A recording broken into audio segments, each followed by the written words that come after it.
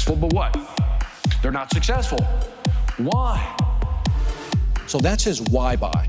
But what is he afraid of? My personal style of education, but still entertain them, bring them along with stories, right?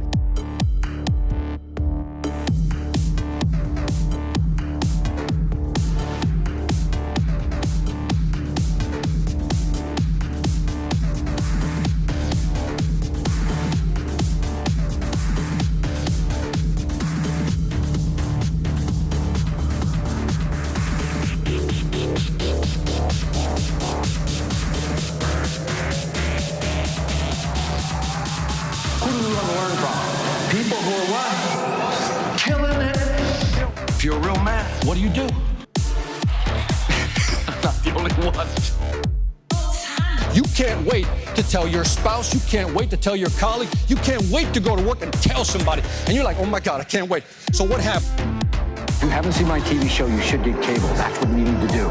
From doing a TV show to doing corporate events, I've been so lucky to connect with many passionate entrepreneurs worldwide. What I've learned from a business perspective. Because this is the formula for success, no matter who you talk to. Attitude will drive your behavior. Would you agree? And your behavior will drive your consequences every single time. We got the concept. Okay, we got the concept. We got the equipment, right? We got the brand. You guys got that. And then again, we got the content that we create. That's the easy part. This is the big one, the big C, which is the commitment.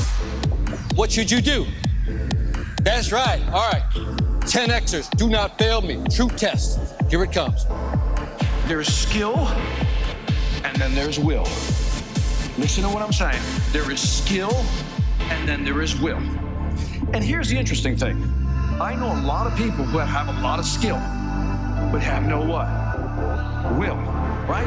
You ever look at somebody who's successful, and you say, why them? Why not you? Yes, okay, that's me too.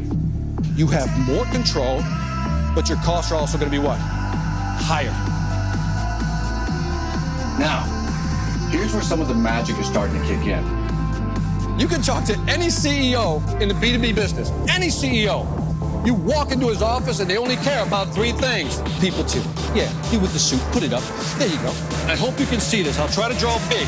Let's pretend for a moment that I had 7 territories. You remember I wrote that out? Yes or no? Boom.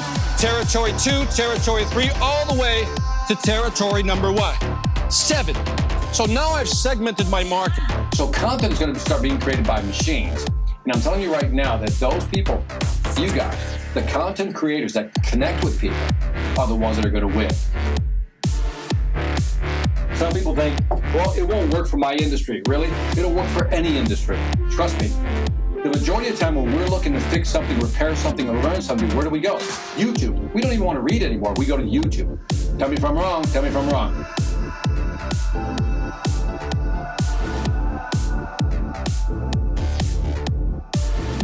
When you're doing your thing, beautiful things begin to happen. It's like the law of attraction kicks in. You know what I mean? It's almost like you're in line with the universe. Everything works. And when you do your thing, everybody gets an automatic MBA, which stands for what?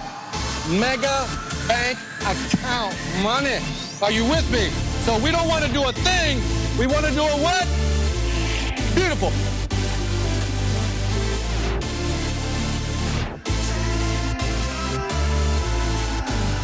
All right, put it all together for Victor Antonio. Here we go. All right, there we go. I'm not here to mess around. You ready to learn? Yes or no? That's how it works in today's market. Whether it's B2B or B2C, you see this similar pattern. So how do you just, in other words, say you've got to start doing these things, pushing them, but also encouraging them. Oh, look at this. This is where it gets, dude, this is like so interactive with audiences, Matt. Can you imagine this with your customers? Check this out. Now, what does all this have to do with selling? It has everything to do with selling.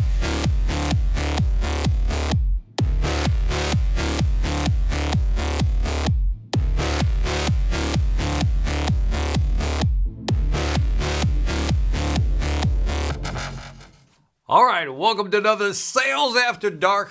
Money never sleeps. Here's how the program works. I'm going to say hi to my friends here for a while. So if you're watching this on the replay, fast forward 5 minutes. I'm going to jump into some content, do about maybe 15 minutes of content, and then we'll do some Q&A. So super excited to be back. By the way, last Thursday, I wasn't here because there was a giant storm here in Georgia. So knocked out everything, power, internet, the whole bit. My poor neighbor who's like right across the street here. You want to see something? I got a picture for you. Check out. A tree landed on his house. Check this out. Look at that. Look at that. Man, this is, by the way, the tree's still there. So this is like Thursday, Friday, Saturday, Sunday, 3 days. That tree is still there. They're trying to figure out, because the way it felt, how to, actually just tear it up. So, hopefully that'll be resolved. But yeah, it's still there. So anyway, glad to be back. And so let me say hi to my peeps. Let's see who's in the house. We got Duncan. Duncan, what's happening, man? Hello, Victor and everyone. Hey, Duncan, right back at you. Kamlesh, good morning. I think you're in India. Remind me. And my man, Chris Stone, who's ready to qualify. Boom, today's the day we qualify. If you love the intro, check out Cast Ahead. That's who does it.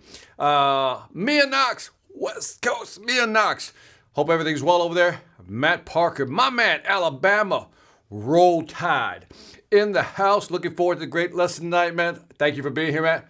Oh, BB himself, Buddy Black. I love saying Buddy Black, man. That's just a cool name. Chris Stone, man. Time to get that mega bank account. MBA. There you go, man.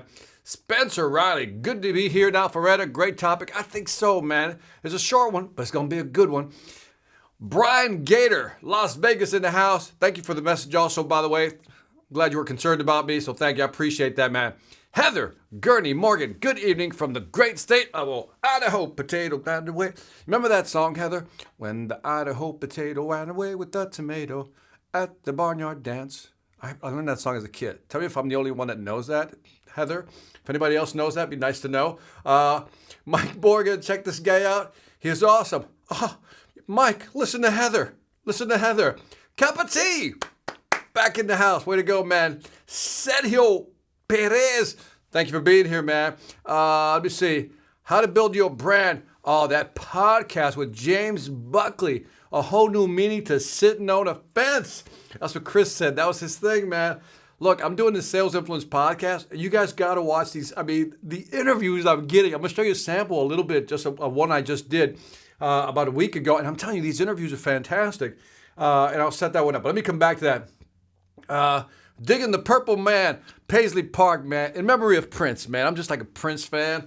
I'm the guy that had the Prince posters, the Vanity Six, the Apollonias. I had all those posters, man. So anyway, Edwina, what's happening? Glad to have you back. Aaron K. Nut. That's right. No money, time, need, urgency, or trust. And then we got I shrunk that by accident. Sorry about that. So let me get this stretched out again. Bam. And then we got also Prejo. Matthew, man. Help me pronounce that. Was it Prejo or Prejo? One of the, I think it's Prejo probably. Richard Williams, man, from New Zealand, all the way down under, man. Holy buckets. What time is it over there? Love it. Thank you very much. Good evening from upstate New York. Stay warm, man. Stay warm. All right.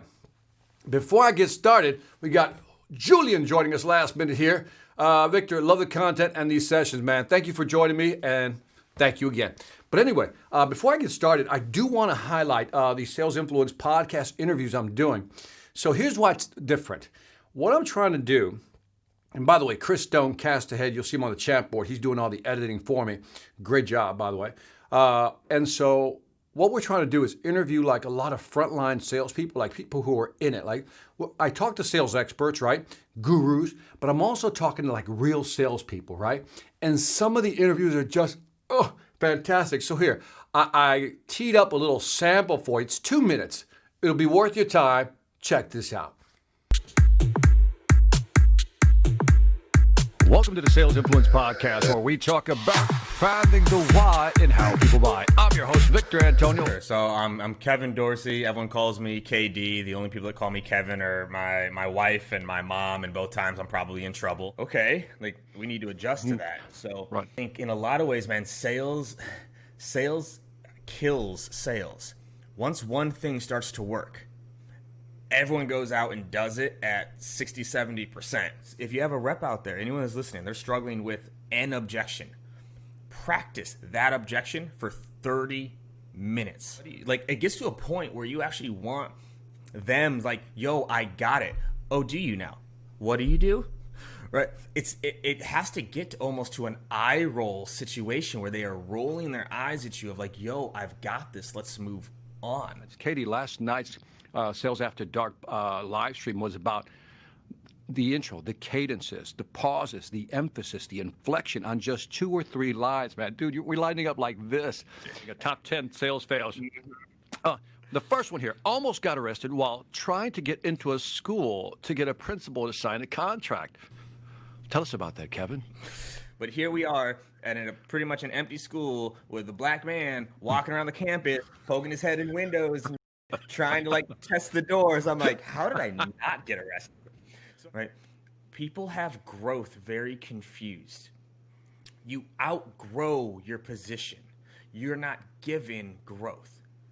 You follow me here? Like, if you want to be a manager, you need to outgrow being a sales rep.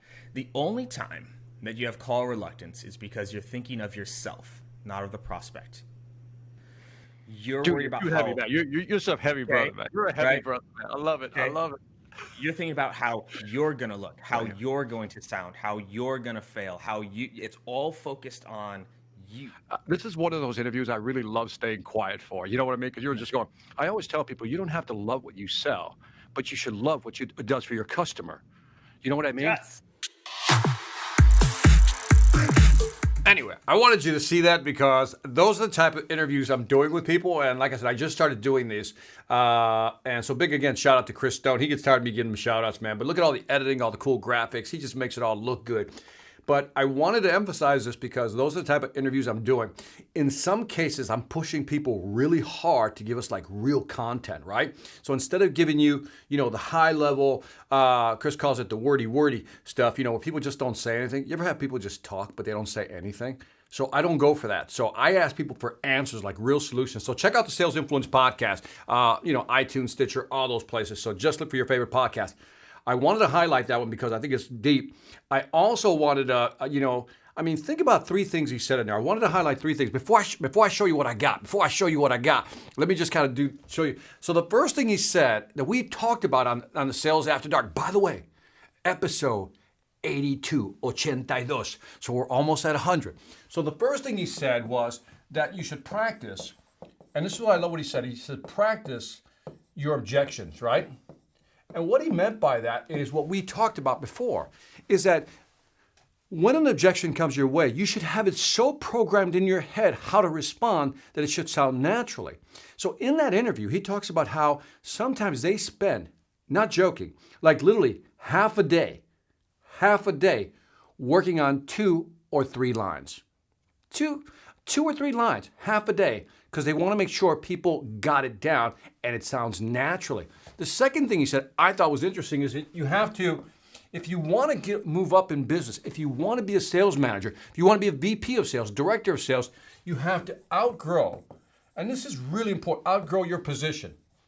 You know what I mean? By that he was talking about, don't wait for people to say, hey, give me a promotion. Is that you become so good at what you do, you just outgrow what you're currently doing. And people will naturally promote you, and people will see that.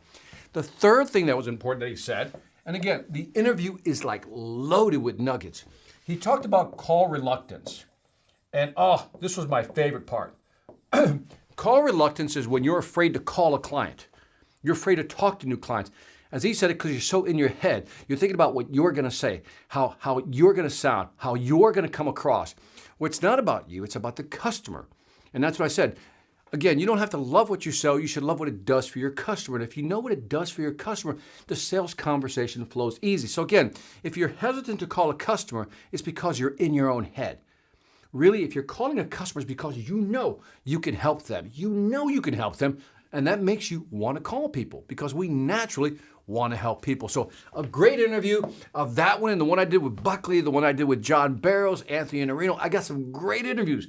I'm also putting them on YouTube, but check out the podcast. And the highest compliment I got this week was that the president of sales of Orkin, the pest control company, the president of sales, whose numbers are just astronomical, basically texted me. He said, I listened to the Kevin Dorsey interview twice. He said, I watched it the first time, then I went out and walked and I listened to it again because the content was so good. So anyway, that's me saying, check this information out. I'm glad you're here at Sales After Dark, but the interviews, the content in those podcasts are going to help you, and they're real, man. They're really real. So anyway, let me get into some content here.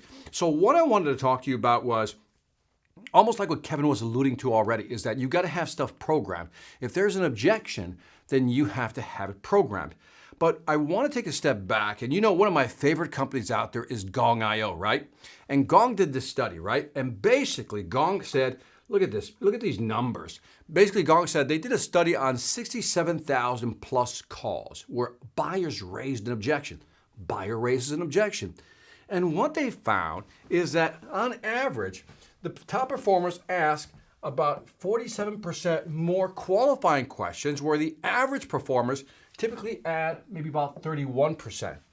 And that makes all the difference in the world. By the way, this may not seem like a lot, but that's a lot. That's a good spread. What is that, a 16-point spread? So if your sales could go up by 16%, what would that mean to you? So that's a big number. And so basically, I want to talk about what is a qualifying question. Because, we always hear, ask qualifying questions, but nobody actually highlights. What I'm going to do for you is I'm going to structure what a qualifying question is and give you an example. So let us begin. We come back here. And so a qualifying question has a certain sequence. So I came up with this sequence so you'll be able to kind of memorize it, but then structure your questions that way. Now, a qualifying question, anytime there's an objection, again, it's how you respond and then how you insert a qualifying question that will determine the flow of that conversation. So it's 3 parts. The first one is you're going to show empathy when the person raises an objection. Then you're going to ask a clarification question, just to clarify what's going on, just a clarification question, right? And then you have to give them a reason. Now I'm explaining the third part because the third part is important. It's really important. All 3 parts matter, but the last part really matters so you can get an answer. So, simple example, and again, I'm going to go through this very quickly, and then we're going to wrap up and ask some questions, right? You can ask some questions. So let's say the objection is, I like the solution, but it's too expensive. I like the solution, but it's too expensive, Victor. What would you say? I mean, just mentally, like type in the chat, what would you say? What would you say? If the customer says, I like the solution, but it's too expensive, what would you say? What would you say? Come on, type something out here. What would you say? Because I know the majority of people say, well, when you say too expensive, what do you mean by that? Right? That's a good way of putting it. What do you mean by that? And that's not a bad response. That's a good clarification question. But let me go back to the sequence. That it's not so much just about asking the qualification. This is what I want you to pay attention, because this is where the magic happens. It's not so much about this. You guys can do that. But it's about that and that. Think of it as a sandwich, right? That's what we're looking at. So everybody knows how to ask a clarifying question, but how do you do it? You use a sandwich, right? So here's what I would do. The first one is you demonstrate empathy. Now this is kind of like a soft way of getting in there, right? Totally understand. No one wants to pay more than they should, right? Totally empathy question, right? Total empathy question. But notice first, before I ask the qualifying question, the clarification question, because that's what I want to clarify what's going on. What we're saying is, look, I understand. I totally understand. No one wants to overpay, or no one wants to pay more than they should for any type of solution. What you're telling the customers, I get you, man. I hear you. I hear you, brother. I hear you, sister. I get it.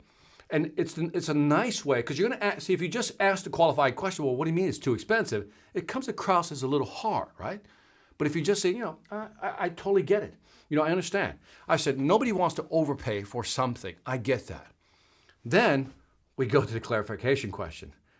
If you don't mind me asking, notice that's a very gentle way of putting it, if you don't mind me asking. Instead of just asking, if you don't mind me asking, are you more concerned about, now remember, I'm all about options, right? Are you more concerned about your current budget, or do you feel that the solution isn't fit? Now, this is what's interesting about the statement. I'm not asking about the price. I'm not talking about the price. I'm asking about your budget. So I said, if you don't mind me asking, are you more concerned about your current budget, or the money you've set aside, or how much you've budgeted for this product, or do you feel that the product isn't a fit? So now I'm asking is that your budget that you've allocated, or is it a solution fit? Now, at this point, they have to kind of make a decision, right? Now, here's what's interesting.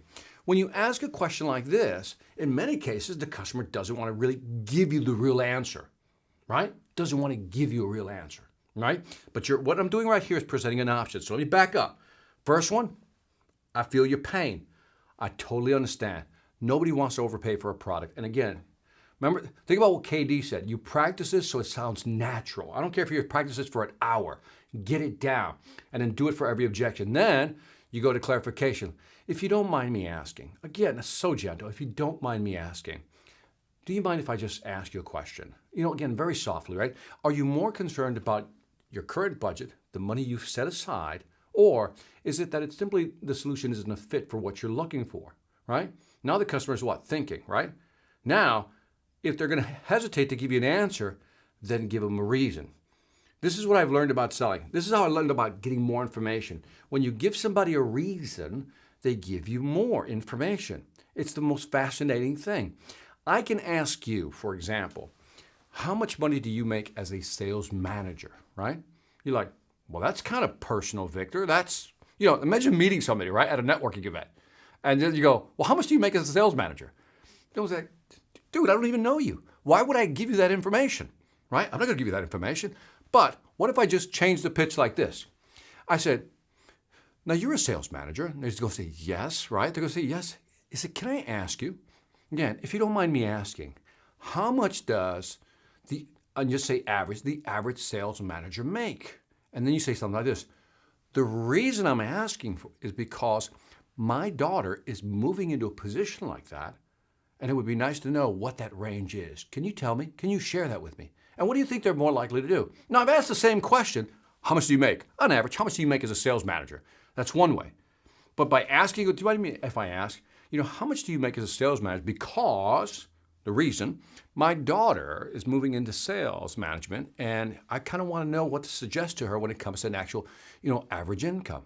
The person's more likely to say, well, yeah, let me help you out.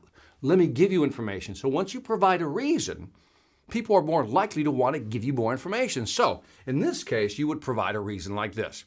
You would just go something like this. The reason I ask is because our price is very competitive. And then you just go quiet. It's very simple. You just give them a reason. This is not a complicated script. It doesn't have to be. So let's go from the top again. And again, look at the three parts. Now that you understand the structure, the first one is, I want to make it soft right here, right? I don't want to come across as too hard. I understand. I get that. Totally understand. Nobody wants to overpay, right? Objection is price. It seems too expensive. Then you move into that, right? And then you want to say, totally understand. Nobody wants to overpay. I said, but if you don't mind me asking, right?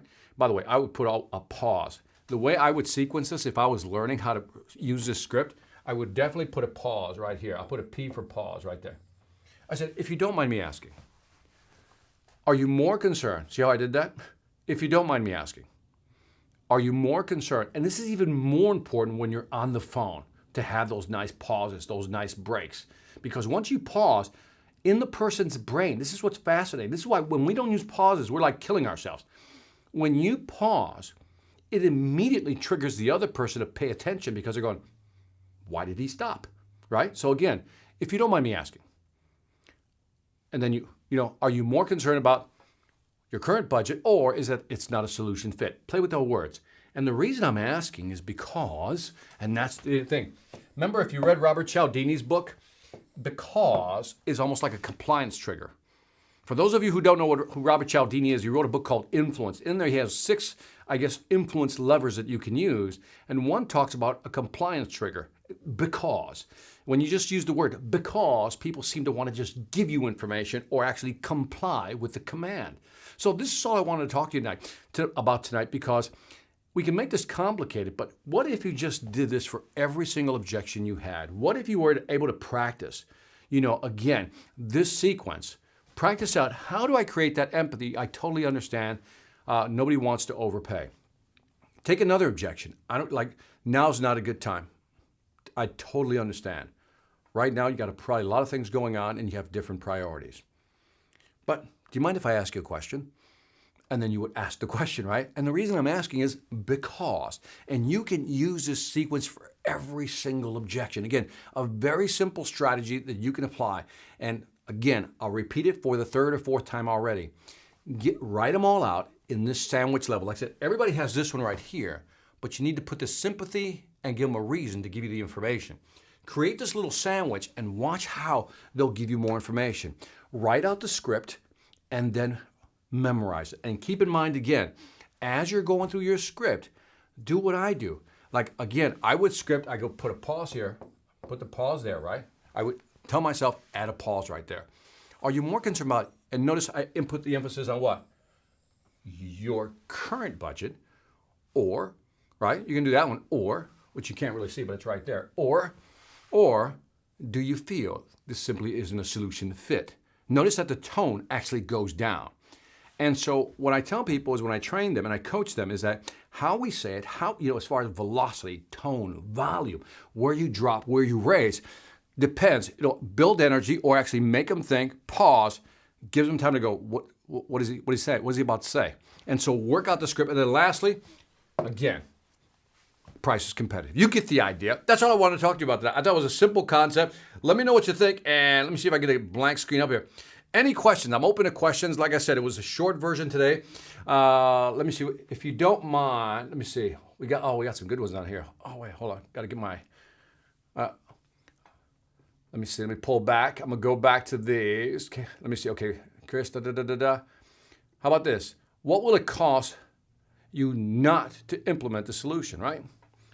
And so I love this one, but the problem is, Chris, is that when you say that to somebody, you're making them think. Right? And by the way, it's not a bad question, but you're making them think. And they go, I don't know. I haven't thought about it. And then, so where do you go from there? You can probably say, well, I've thought about it, and I know how much it's costing you. The customer might say, yeah, but you don't know my numbers. So I would be careful with this question. I said, what will it cost you not to implement the solution? So when somebody says, they push back on price, and they go, again, it's more than I expected to pay, or it's beyond my budget, or whatever it may be, it's more than I expected to pay, I would say, I totally understand. When people see the price, it might be sticker shock. And the way I would adjust this, Chris, is I said, but here's what I found. Let me ask you a question. Have you taken the time, this might be a better question, to actually look at how much it's costing you not to do that? And the reason I ask, that's the because, and the reason I ask is because a lot of customers are losing more money than expected or than they think. Right? Something like that. You see how softer that was? But now I'm asking, let's do an analysis. Have you taken the time?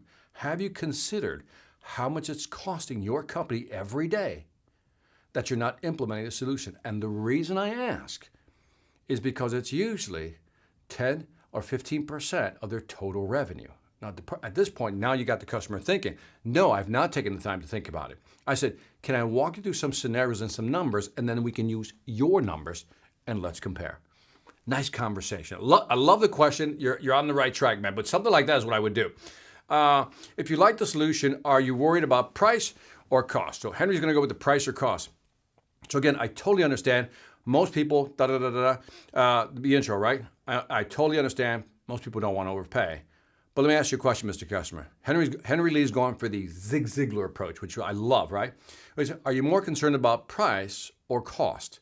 That's, again, a very standard way of doing it. Price or cost, and the customer goes, what's the difference, right?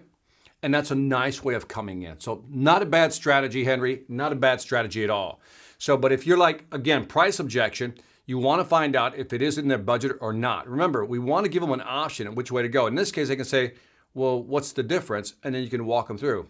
Here's the price, here's the cost. In this case, if you like the solution, are you more worried about price or cost? And the reason I ask is because many people don't think about the difference, right? Can add that because at the end. And the reason I ask is because many people don't think about the difference. Can I walk you through the difference? And that might be another way to get into the price cost. Great strategy, man. I always love that. Sanket compared to what? No, don't do that. Don't do that to people. They're going to go compared to what? They go compared to the other guy. So it's very combative. You know what I mean? You don't want to do that. You don't want to do that. That creates a very combative environment. So I'm gonna have to give that one a thumbs down, man. Okay, but I like it. All right. I know some people think our service is expensive. However, the growth in the business gained outweighs the cost, right? So now you're telling the customer, like, again, what's the opening? The empathy. I get it. I know some people think our service is expensive. You're empathizing. However, the growth in the business gained outweighs the cost. And he goes, but again, if that's the price objection, they're going to say, I think that's more expensive. You're not giving them an option. You're telling them. You're not pulling them into the conversation. Keep in mind, love a cup of tea. I love this one, by the way. There's nothing wrong with this one. But you want to pull people into the conversation. That's what the question's about. It's about pulling people. I'm clarifying what's the real underlying. See, here you're telling them, by asking a clarifying question, I am pulling out of them what's holding them back. That's the difference. There's nothing wrong with what you're saying. But if you want to engage a client and get more, ask him a qualifying question, much like the clarification question. That's really what a clarification statement is. A question is trying to figure out what's really holding you back, because you have something over here that's holding you back. That's fine. You're telling them, but we want to pull them in with the clarification question. That's what the study with Gong.io is showing, is that by asking clarification questions, I'm trying to find out what's really holding you back? Almost like Sherlock Holmes. Think of it from that standpoint. What is your budget? Again, Raj, why should I tell you? None of your business. Again, the customer might say that, right? So again, nobody wants to give you the budget, right? So that's why if you use the sandwich piece, as we talk about, you'll be able to pull that budget, I think, more. Putting budget aside, how would this solution help your team? Again, love it because you're taking the customer off. By the way, what I love about, Julian, what you said, or Julian, depending on how you want to say it, right, is that you kind of mentally did this, putting budget aside, which is a great strategy, right? Putting budget aside.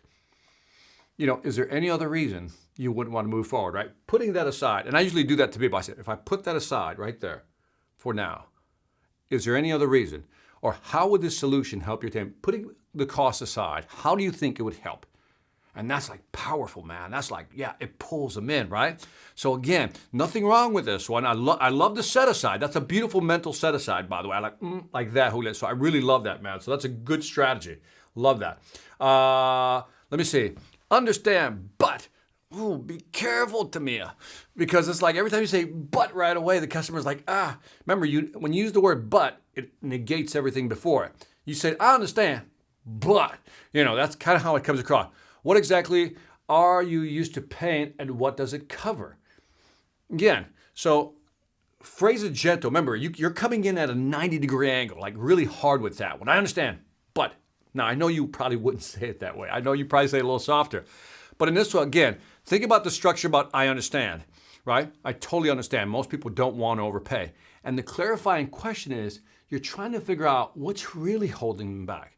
Because it is, going back to Henry's price cost, people will pay the price if they understand the cost, right? People will pay the price if they understand the cost. And sometimes they don't, and that's what we got to pull. So keep in mind, a clarification question is trying to engage the client to figure out what's really holding you back, okay? Next one, is the price or the problem more important to you right now?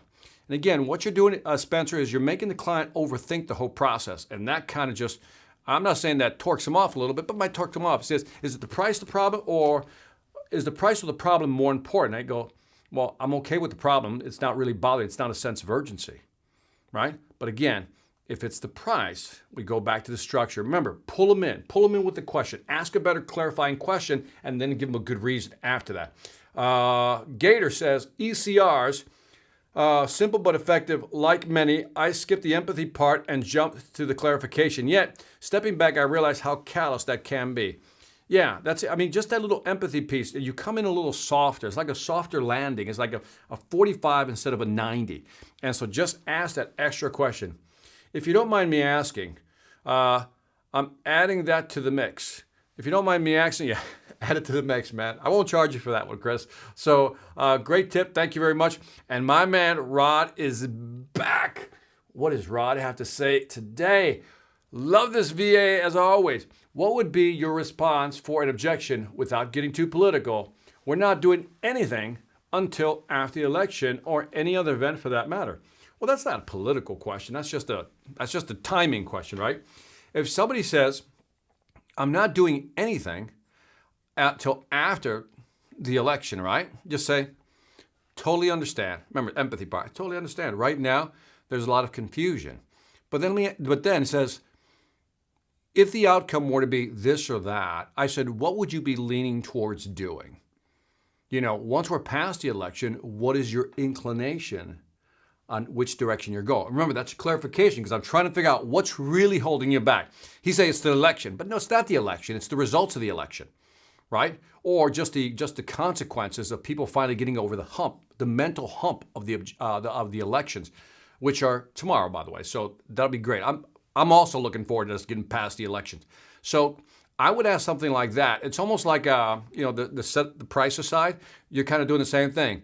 Totally understand most people want to wait till the election's over. Putting that to the side, using whoever used the set aside, what would be your inclination, after the election, and what would be your timing? The reason I ask, and then you have to have a good reason, is because this would allow me to do A, B, C in order to be, ready to do whatever you may do. So that's kind of how I would do it. You still use the 3-part process. Remember, the reason is the third part. The reason, the because, the reason I ask is really important, really powerful. So that's how I would do it. Set aside the election, understand, then set it aside. What would be your inclination? The reason I'm asking for is to, for example, if it was a product where you have to deliver something, then you have to say, the reason I'm asking for is that right now we're looking at our stock and we're trying to replenish the stock to make sure that we can actually fulfill your order. And then they go, okay, well, here's what I'm thinking, Victor. That's a good reason. Great question, by the way. Interesting how the pause can trigger the attention of the prospect. It is really amazing. You'll be amazed that you just go quiet and you'll see the difference. You, your, and not we, us. Key to empathy. There it is, from Chris Stone himself. Great advice, Chris C. Thank you, man. Srivam, I think I got that right. Achatuni.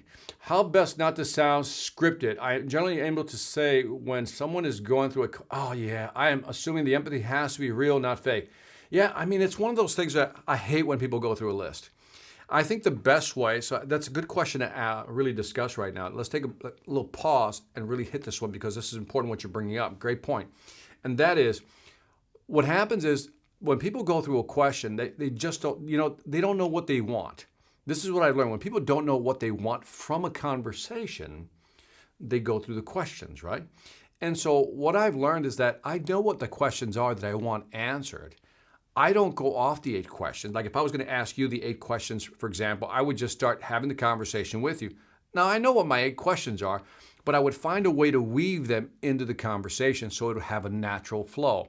If you're that, I've done, for example, in my Sales Influence podcast, I do the interviews, but I don't use questions, but I know where I want to go with the conversation, and I let it go there naturally. So it's almost the same thing. If you go through a checklist and you can hear the checklist, it's not a conversation, it's an interrogation. So the best way of doing it is to not sound scripted, is to really know your product, know what you want from the conversation. If you know what you want, you can still have the 10 questions or 8 questions off to the side, and just as a reminder to prompt you to move the conversation in that direction. But again, I think it's okay. Sometimes I don't think you have to go through them sequentially. You can bounce around all 10 questions and make it sound natural. Great question, man. Great question. Excellent question. All right, what do we got here? We got Luis. What's your thought on show and amortization to a customer if you are apart on price? I think it's okay. So whether you're showing amortization, return on investment, break-even points of things of that nature, it's okay. You're going for the logical side of the brain, right? You're going for the left side of the brain. I said this side, right? And that's okay. But remember, keep in mind, it's a 1-2 combo. You got to get the emotional hook and the logical hook. The logical is great for, hey, let me show you how the numbers roll out. But also keep in mind that really people buy on emotion. And again, the science is there now. When people can look at your brain, neuroscientists can put you in an fMRI machine, and now they look at brain activity. People buy emotionally and then justify it rationally. So you have to get them hooked emotionally first, and then they'll look to rationalize it, and that's when you break out the amortization, payments or schedules, and then that's why. So keep that 1-2 in mind. So it works if it's planned right. So find a way to hook them first mentally, and then show them how it really is a good decision, right? It really is a good decision. And again, if we use the structure again, I totally understand, this might be a concern. I said, but let me ask you a question. I said, one of the reasons you're buying this is because this is where you want to be. Would that be a true statement? And the reason I'm asking for is because, and then that, right? But you got to hook them emotionally. So hopefully I've answered that one, but kind of keep that in mind. I understand that you feel it's expensive. If you like the solution, I can look at payment plan to implement this solution. I kind of like it, Richard, but the problem is that you're pointing to price, which means you're almost saying, I'm going to discount, right? I can look at a payment plan to implement this solution. Now, there's two ways of taking that statement. Since we're not talking face-to-face, it's hard to know which. One is be careful because that points them towards price and not value. But I also may understand that you might be saying to me, but Victor, sometimes we just need to figure out a payment plan that works for them, and then they'll buy into it. So for example, if it's not net 30, we could do net 120, right? Pay in 120 days. That might change the game and the company doesn't lose any money. So yes, if it's a way of structuring a payment, once the price has been agreed, I would agree with this approach, okay? But be careful that if the price has not been agreed to, then that might trigger a discounting conversation, which is not cool. And keep in mind that a 5% discount, just a simple 5% discount, depending on cost structures, right, can impact the bottom line between 20 and 25%. And I always like to remind salespeople, because we salespeople only think in terms of, it's only a 5% discount, not a big deal. Business owners thinking, that's a 20 to 25% hit to my bottom line. So anything to avoid that type of discussion would be cool. Jonathan Kimbrough, man, hello, right back at you, man. CF, what's happening? What do you like best about us, about the solution? Again, they just said it's too expensive, right? But if you just go, by the way, not a bad question, CF, not a bad question, because you get them to tell you what they love about your solution, right? So that question has a place in the sales conversation, right? Because when the customer starts telling you why they like your product, well, they pretty much sell themselves. We know this, right? So, but as far as a clarification question, the way I would structure it would be, let me say, remember, it's too expensive. You still have to empathize with them, but you really have to tie it back to why they think it's too expensive, right? So this doesn't tie it back to why they think it's too expensive, but this would fit in another part of a conversation where you can get them to talk. So I do like that, but in the price conversation, I'm not sure I'm with you on that one. Vuk is just, I read that whole thing.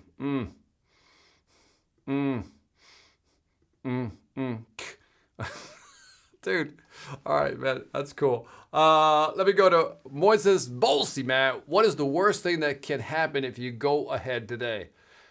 Again, not Moises, let me know which one it is. Again, that's kind of a gloom and doom type of approach. What's the worst thing that can happen? If we go ahead today, and I get where you're going with that one, but I think I wouldn't use this one, man. I just wouldn't use this one. This is like, because you say, what's the worst that can happen? I would look at the upside, man. I mean, if you're going to ask this question, by the way, look, I totally understand you don't want to pay price, whatever it may be, right? Got it. I said, but let me ask you a question. Because remember, we're trying to find out, is it really price?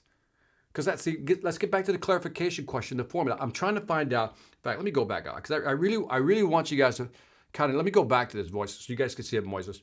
Remember, what we're trying to find out, is it really, the clarification question has to tie to the original objection. So if the objection is, I find the solution too expensive, then you're really trying, again, I empathize with you, but then I'm trying to find out, is that the real reason? See, that's the clarification question. Don't try to close them.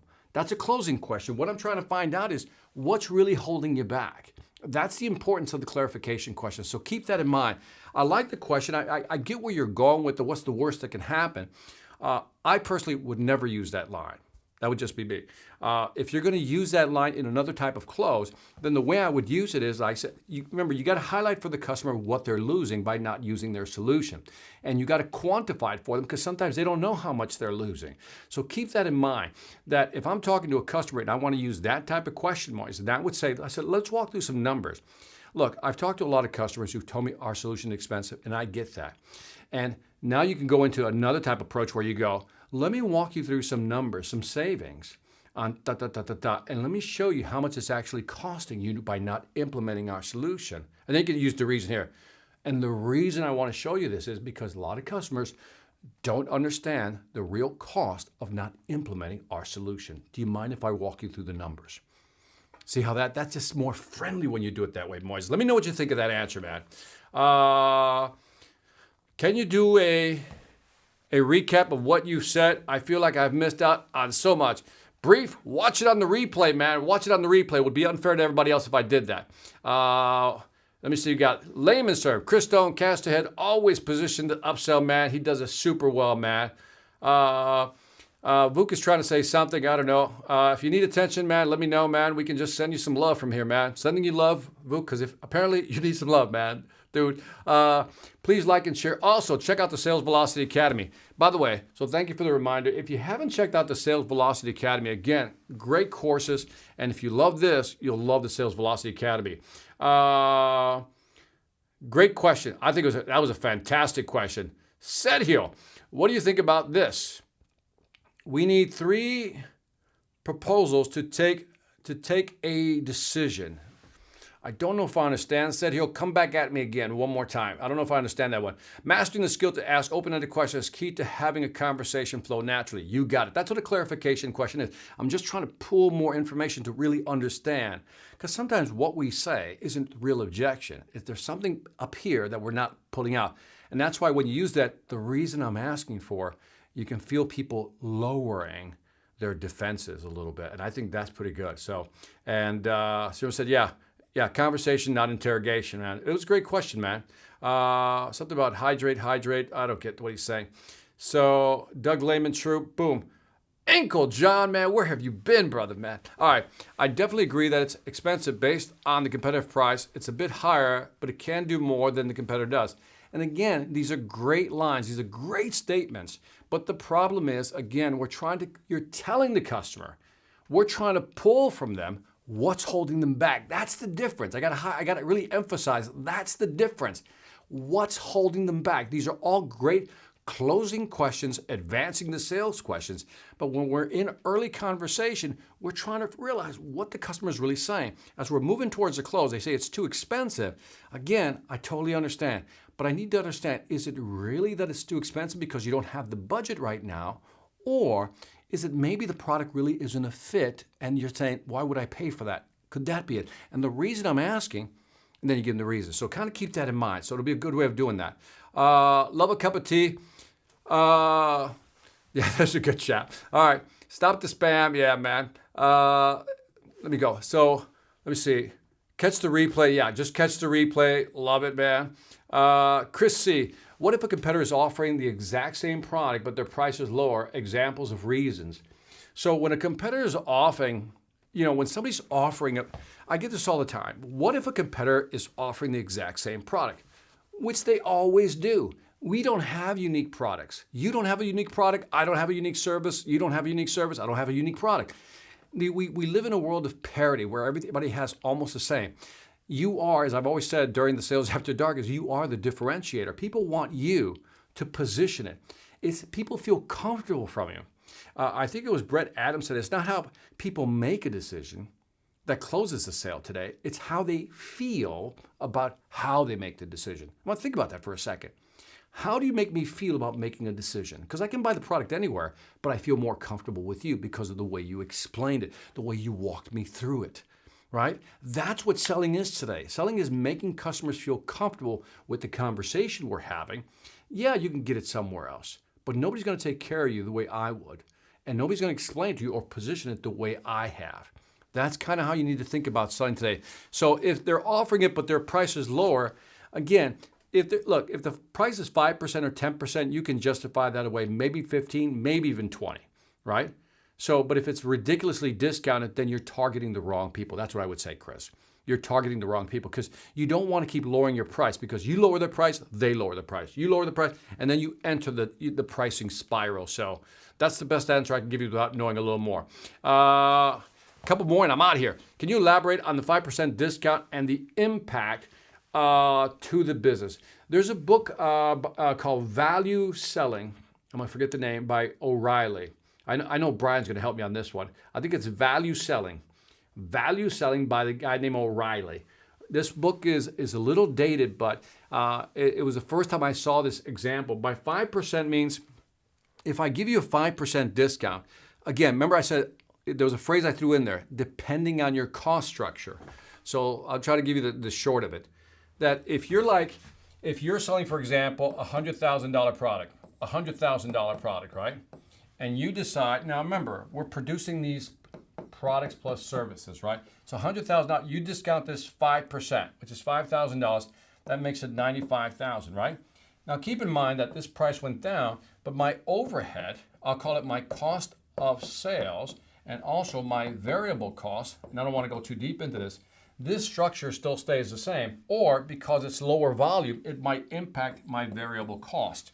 And so that's what I mean by the time it hits the bottom line, you take your cost of your administration, all this stuff, by the time it hits the bottom line, you're looking at 20 to 25% impact on profit margins. So without, again, maybe I'll do another one. You know what? I think I'm going to do this one on the next Sales After Dark. How's that? And I'll answer that question and I'll show you how the numbers roll out. It's a great question, but I know if I go in there, it's going to be too long.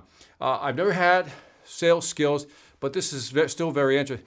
Benjamin, come on, man. We've all had sales skills. You know, we all have it. It's right here. It's just, I think what you're really saying is you've never structured it, you know, as a conversation, and that's why. So I get that, man.